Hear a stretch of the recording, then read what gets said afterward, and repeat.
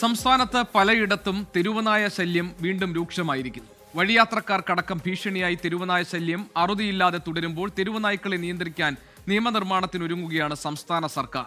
സംസ്ഥാനത്തിന്റെ അധികാര പരിധിയിൽ നിന്നുകൊണ്ടുള്ള നിയമനിർമ്മാണത്തിന് തദ്ദേശ സ്വയംഭരണ വകുപ്പിനെ ചുമതലപ്പെടുത്തി കഴിഞ്ഞു. സെപ്റ്റംബർ 15 തുടങ്ങുന്ന നിയമസഭാ സമ്മേളനത്തിൽ തന്നെ നിയമം പാസാക്കാനാണ് തീരുമാനം. തെരുവുനായ ശല്യം ഒരു സാമൂഹ്യ പ്രശ്നമായ സാഹചര്യത്തിലാണ് സർക്കാർ നിയമനിർമ്മാണത്തിന് ഒരുങ്ങുന്നത്. നായ്ക്കളുടെ വന്ധ്യംകരണത്തിനായുള്ള അനിമൽ ബർത്ത് കൺട്രോൾ പ്രോഗ്രാം അഥവാ ABC, പേവിഷ പ്രതിരോധ വാക്സിൻ എന്നിവ കൊണ്ട് മാത്രം തെരുവുനായ്ക്കളുടെ എണ്ണം പെരുകുന്നത് നിയന്ത്രിക്കാനാകില്ലെന്ന് വിലയിരുത്തിക്കൊണ്ടാണ് സർക്കാർ നിയമനിർമ്മാണത്തിലേക്ക് കടക്കുന്നത്.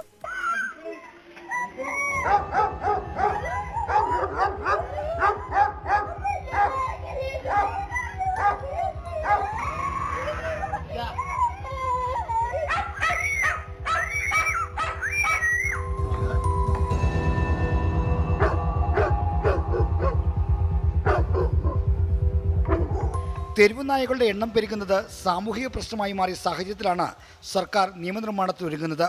ഇന്നലെ തദ്ദേശ ഭരണ മന്ത്രി MP രാജേഷും നിയമമന്ത്രി P രാജീവും മൃഗസംരക്ഷണ മന്ത്രി J ചിഞ്ചറാണിയും പങ്കെടുത്ത ഉന്നതതല യോഗത്തിലാണ് നിയമനിർമ്മാണത്തിന് ധാരണയായത്. അഡീഷണൽ അഡ്വക്കേറ്റ് ജനറലും യോഗത്തിൽ പങ്കെടുത്തിരുന്നു.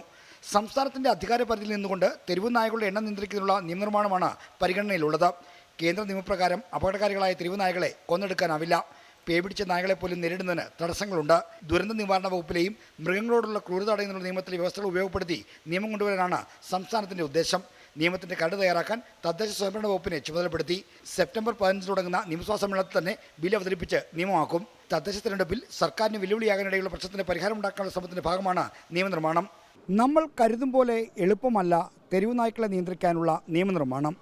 കേന്ദ്ര നിയമങ്ങൾക്കും ചട്ടങ്ങൾക്കും വിരുദ്ധമായാൽ ഗവർണറുടെ അംഗീകാരം ലഭിക്കില്ല. അതിലൊക്കെ ശ്രദ്ധ പുലർത്തി നീങ്ങാനാണ് സർക്കാരിൻ്റെ തീരുമാനം. വേണമെങ്കിൽ രാഷ്ട്രപതിയുടെ അംഗീകാരവും തേടും. തിരുവനന്തപുരത്ത് നിന്ന് R. ശ്രീജിത്ത്, 24. പൊതുജനം കഴുതയല്ല സാർ. ലോകത്തെവിടെയായാലും ഏത് സമയത്തും 24 വാർത്തകളും ഓഗ്മെന്റഡ് റിയാലിറ്റി പാക്കേജുകളും എക്സ്പ്ലെയിനറുകളും വിശദമായി കാണാൻ ഞങ്ങളുടെ YouTube ചാനൽ നിങ്ങൾക്ക് സബ്സ്ക്രൈബ് ചെയ്യാം.